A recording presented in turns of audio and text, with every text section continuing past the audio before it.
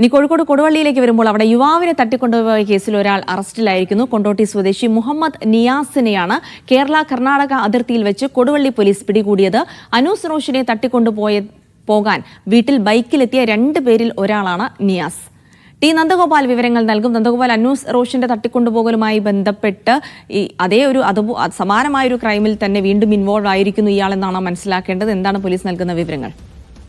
ഈ കൊടുവള്ളി തട്ടിക്കൊണ്ടുപോകൽ കേസിൽ 3 പേരെ നേരത്തെ തന്നെ അറസ്റ്റ് ചെയ്തിട്ടുണ്ടായിരുന്നു. പക്ഷേ ഇവർക്കാർക്കും ഈ ഒരു തട്ടിക്കൊണ്ടുപോകലുമായി ബന്ധപ്പെട്ട് നേരിട്ട പങ്കുണ്ടായിരുന്നില്ല. ഈ വാഹനത്തിന്റെ ഉടമകളും മറ്റുമായിരുന്നു അറസ്റ്റിലായത്. നിലവിലിപ്പോൾ പിടിയിലായ ഈ മുഹമ്മദ് നിയാസിന് ഈ തട്ടിക്കൊണ്ടുപോകലിൽ നേരിട്ട് പങ്കുണ്ട് എന്നുള്ളതാണ് പോലീസ് പറയുന്നത്. ഈ സംഭവം നടന്ന ദിവസം അനൂസ് റോഷിന്റെ വീട്ടിൽ ബൈക്കിലെത്തിയ വ്യക്തിയാണ് ഈ മുഹമ്മദ് നിയാസ്. ഇയാൾക്ക് കേന്ദ്രീകരിച്ചുള്ള അന്വേഷണം പുരോഗമിച്ചുകൊണ്ടിരിക്കെ കർണാടക അതിർത്തിയിൽ നിന്നും കേരളത്തിലേക്ക് വരുമ്പോഴാണ് കൊടുവള്ളി പോലീസിന്റെ നേതൃത്വത്തിൽ പ്രതി പിടികൂടിയിരിക്കുന്നത്.